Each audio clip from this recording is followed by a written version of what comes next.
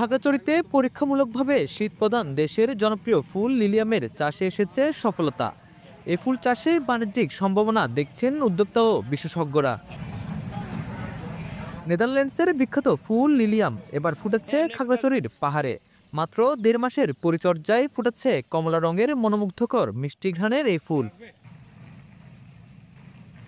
শৌখিন ফুল সংরক্ষক সাতোয় মারমা মহিলা কলেজ এলাকায় নিজস্ব নার্সারিতে বেসরকারি একটি প্রতিষ্ঠানের সহায়তায় ২০০টি এশিয়াটিক লিলিয়ামের কন্দ নিয়ে এসে এই চাষ শুরু করেন।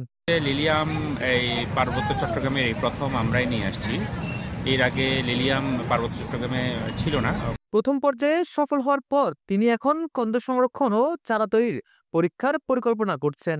সফল হলে বাণিজ্যিকভাবে লিলিয়াম চাষ শুরু করবেন বলে জানান তিনি। কখনো হয় নাই। তো আমরা এটা আসলে বেসিক্যালি লালতির হচ্ছে এখানকার উপযোগিতা পরীক্ষা এবং বাণিজ্যিক উদ্দেশ্যে আসলে নিয়ে আসা। নেদারল্যান্ড থেকে এই কন্দগুলো নিয়ে আসছে। লিলিয়ামের সৌন্দর্য দেখতে প্রতিদিনই ভিড় করছেন দর্শনার্থীরা। পাহাড়ের অনুকূল পরিবেশে এই ফুল চাষের সম্ভাবনা নিয়ে তারা বেশ আশাবাদী। কৃষি গবেষকরা বলছেন লিলিয়ামের চাহিদা ও উচ্চ বাজার মূল্যের কারণে এটি স্বল্প জায়গায় চাষ করেও অর্থনৈতিকভাবে লাভবান হওয়া সম্ভব। পার্বত্য অঞ্চলে লিলিয়ামের স্বল্প পরিসরে চাষাবাদ শুরু হয়েছে। আশার কথা হচ্ছে যে বাংলাদেশ কৃষি গবেষণা ইনস্টিটিউট থেকে লিলিয়ামের দুটি জাত অবমুক্ত করা হয়েছে। তার একটি হচ্ছে হলুদ এবং অপরটি সাদা, বাড়ি লিলিয়াম 1 এবং বাড়ি লিলিয়াম 2 নামে, যা পার্বত্য অঞ্চলে চাষাবাদের উপযোগী এবং এই জাত দুটি কৃষক এই অঞ্চলে চাষাবাদ করার মাধ্যমে কৃষকরা আর্থিকভাবে লাভবান হওয়ার পাশাপাশি এই অঞ্চলে লিলিয়াম ফুলের যে চাহিদা রয়েছে সেটি তারা পূরণ করতে পারবেন।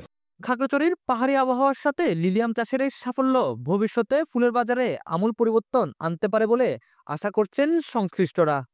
এটা বাংলাদেশে সম্ভবত আগে ছিল না, মানে খাগড়াছড়িতেও ছিল না আগে, এবারেই প্রথম খাগড়াছড়িতে। নেদারল্যান্ড থেকে আমরা কন্দটা নিয়ে আসছি এবং পার্বত্য চট্টগ্রামের এই প্রথম এটা আমরা উপযোগিতা পরীক্ষা এবং বাণিজ্যিক উদ্দেশ্যে লাগিয়েছি আমরা। এবং এই ফুলের খুব সুন্দর একটা গ্রান আছে এবং দেখতে অনেক সুন্দর। তো আমরা আশা করি এই ফুলের চাষ করে মানে এই অঞ্চলের বিশেষ করে পার্বত্য অঞ্চলের মানুষের তাদের অর্থনৈতিক একটা স্বাবলম্বী হবে।